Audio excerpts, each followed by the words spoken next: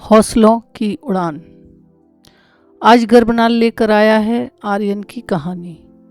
एक ऐसा धावक जिसके पैरों की गति कभी हवाओं से बातें करती थी, लेकिन एक हादसे ने उसे बिस्तर तक सीमित कर दिया।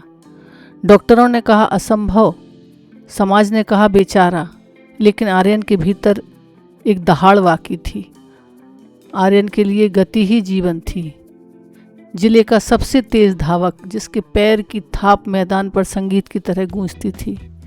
लेकिन 21 साल की एक काली रात ने सब कुछ बदल दिया। एक सड़क दुर्घटना में उसकी रीढ़ की हड्डी में गंभीर चोट आई और डॉक्टरों ने कह दिया आर्यन अब कभी अपने पैरों पर खड़ा नहीं हो पाएगा। अस्पताल के उस सफ़ेद कमरे में आर्यन को लगा कि जैसे उसकी पहचान उसके पैरों के साथ ही दफन हो गई। अगले 2 साल वह एक ऐसे मानसिक कारागार में रहा जहाँ खिड़कियाँ तो थीं, पर बाहर देखने की इच्छा मर चुकी थी। वह अक्सर अपनी पुरानी मेडल्स और ट्रॉफियों को देखता और उन्हें अलमारी के पीछे छुपा देता। उसे लगता था एक व्हीलचेयर उसकी पूरी शख्सियत को लील गई है। वह खुद को एक अधूरा इंसान समझने लगा था। एक दोपहर आर्यन ने पुराने कोच सोमनाथ जी उसके घर आए। उन्होंने आर्यन की आंखों में एक चमक जगाने की कोशिश की जो बुझ चुकी थी। कोच ने एक पत्थर आर्यन के हाथ में थमाया और कहा, आर्यन इस पत्थर को पूरी ताकत से दीवार पर मारो। आर्यन ने गुस्से में पत्थर को फेंका। कोच मुस्कुराते हुए बोले, देखा तुम्हारी हड्डियां टूटी हैं, तुम्हारी ताकत नहीं। तुम आज भी उसी ताकत से प्रहार कर सकते हो, बस माध्यम बदलना होगा।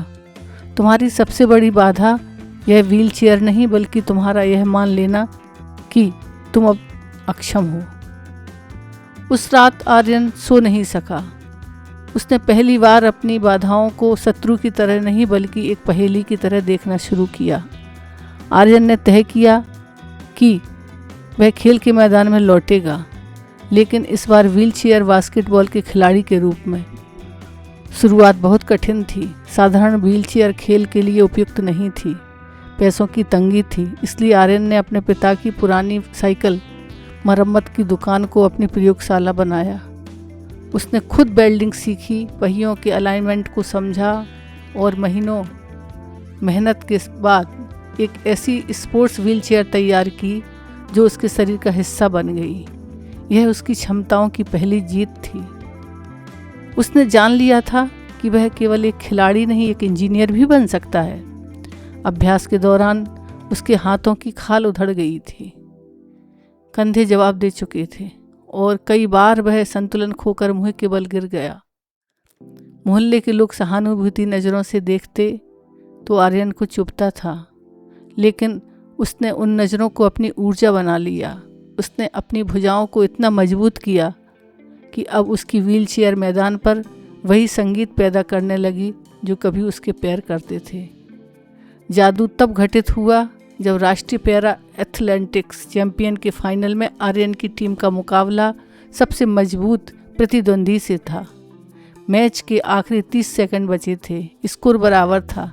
आर्यन के पास गेंद थी, लेकिन 3 खिलाड़ियों ने उसे इस तरह घेरा था कि उसका हिलना नामुमकिन था। उस क्षण आर्यन को अपनी व्हीलचेयर का बोझ महसूस नहीं हुआ।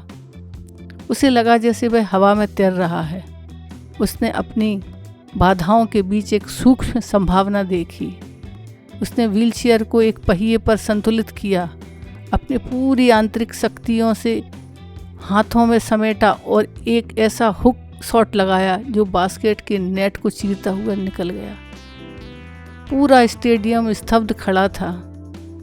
यह सिर्फ एक गोल नहीं था, यह उस दीवार का ढहना था जिसे समाज ने और खुद आर्यन ने अपने चारों ओर खड़ा किया था।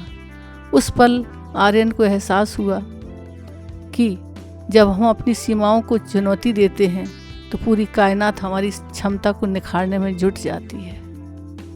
आज आर्यन केवल एक नेशनल चैंपियन नहीं है। उसने अपने छोटे से गांव में पंख एकेडमी की शुरुआत की। वहाँ वह न केवल दिव्यांग युवाओं को खेल सिखाता है, बल्कि उन्हें ग्राफिक डिजाइनिंग, कोडिंग और मरम्मत जैसे हुनर को भी सिखाता है।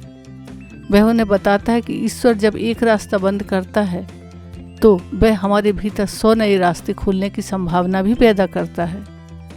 जादू बाहर नहीं होता, जादू तब होता है जब आप खुद को बेचारा कहना बंद कर देते हैं। Thank you.